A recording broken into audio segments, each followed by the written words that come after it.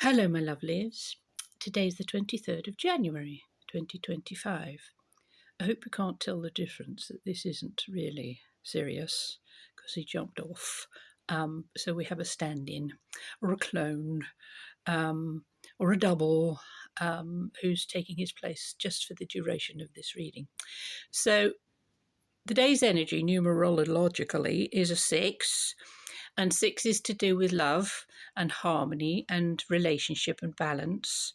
So if we can work from the heart center, whoever it is you come across today, whether you speak with them or not, is to exude that love energy from every part of your being and see what comes back. It could be quite interesting. Now, the number 6, if you look at it, is a stick with a circle on the bottom. And as with the 9, is a stick with a circle at the top. So 6 energy is fertility, fertile energy. It's like a pregnant woman. And it's also facing forward, whereas the 9 is facing backwards. So this is an energy of moving forward in life, having this sense of something cooking inside of you, plans, schemes, dreams, something that you would really like to make manifest, and you know it has to take its time because there is a process to it. So a gestation period we know is 6 months. So you might like to project forwards and say, right, within the next 6 months, by such and such a date, I would like to have achieved this, that, and the other. So tapping into this energy, putting love around your ideas, put love on your toast, put love in your tea, put love in your bath water. So it's in you, on you, and around you, and flowing through every part of your being. It's a beautiful energy, and it's worth using it in a really good way. So I wanted to let you know I'm doing a workshop on 29th of January here in Dooney, Devon. So if anybody's interested, you can take a little snapshot of that. It's going to be an interesting little get-together with some folks who perhaps want to learn a little bit about the planets and the stars and how they interact with us in our lives. So we've got a little spread for you. We've got the cards here. They have been shuffled. We'll cut them into 3.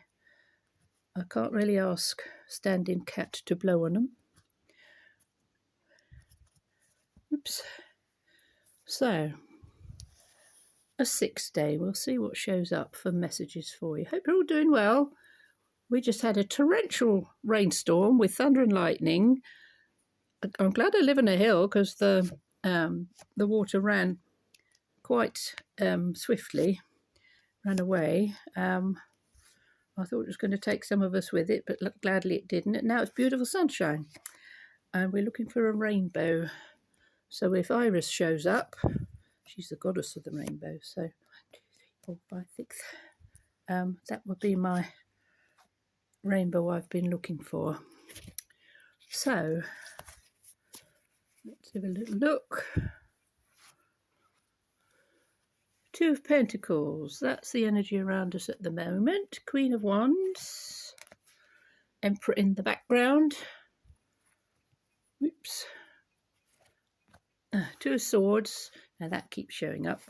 Yes, we've seen that a few times. But it keeps changing places, so the nearer it gets to sort of this position, we know how it's the energy has continued to move. So we have 2 of Pentacles, 2 of Swords, so 2 2s, Queen of Wands, and in the background, in the past, the Emperor, the Magician, the Strength card, and the Ace of Cups.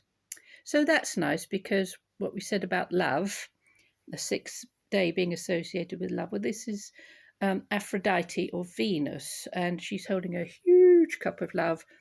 And as an ace is a new beginning, this is about looking at how you well, if you don't already, love yourself and what energies you put into complimenting yourself and loving all the curves and all the whiskers and all the bits that you might have criticized in the past and say, well, this is me. This is who I am. This is how I present myself. Yes, I can make some changes, but yeah, love every little thing about you. So let's go back to the beginning. 2 twos. So twos are usually to do with collaboration, partnerships, contracts, bringing two people together in some shape or form. It can be the two parts of you as well. So your divine masculine, your divine feminine, also your intuition and your logic. So with the Two of Pentacles, I like this because this is saying to me, in the very, very, very near future, within the next 2 months, I would say, things are going to change dramatically with regard to finances, to your money. It's not just going to land in your lap, which it could do, but this is also saying pick up your old skills, talents, and abilities which you might have put away for a while, even if you're retired. You may have had a talent or a skill when you were a child. And this might be the right time to bring that out and start to play with it and develop it and see where you take it. It can be more than a hobby as well. You can turn it into something which is more than a hobby. There's a lovely lady on here who makes pom-poms. And she is followed very strongly by Elon Musk with letters after his name. So he must be the real one. So look her up. She's just wonderful. So there are ways and means of you tickling up an old hobby, a skill, a talent. Perhaps you like to sing. Perhaps you'd like to join a choir or have some singing lessons. But it's using abilities that you already have and bringing them back into the now. And really, really enjoying what it is you're doing. There's a lot of encouragement here. And joining up with somebody else with regard to this. The Two of Swords, as I say, this keeps showing up. This is a sense of stepping away from a fight. That fight can be internal. So if you've been battling with yourself, in a logical sense, shall I, shan't I, will I, won't I? Oh, if I do this, oh gosh, that'll happen. Oh, but if I do that, oh gosh, that'll happen. So these can be, as I say, an internal struggle that you've got going on, and how you can step away from that and say, well, let's just take one step at a time. Let's find out if there are any other people out there who have talents and skills and abilities who I could talk to or join with, maybe online or in person. The Queen of Wands. Now, this is lovely. This is Penelope. Now, Penelope was the wife to Odysseus, and Odysseus was a king, and he became part of the Trojan Wars. And they went on for a very, very, very long time. I think it was almost 20 odd years. Now, Penelope was told that he was killed, but she didn't believe him because she had a really good instinct.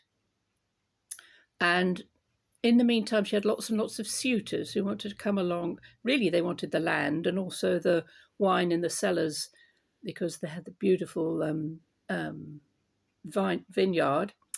And so what she did was she entertained all of these suitors and she said, once I've finished sewing the shroud for my father, then we can take things a little bit further. So she sewed the shroud during the daytime, but at night time she unpicked it. So she kept them hanging on and hanging on because she knew deep down that one day Odysseus would show up again. I think we need a part 2. We'll see you in a minute.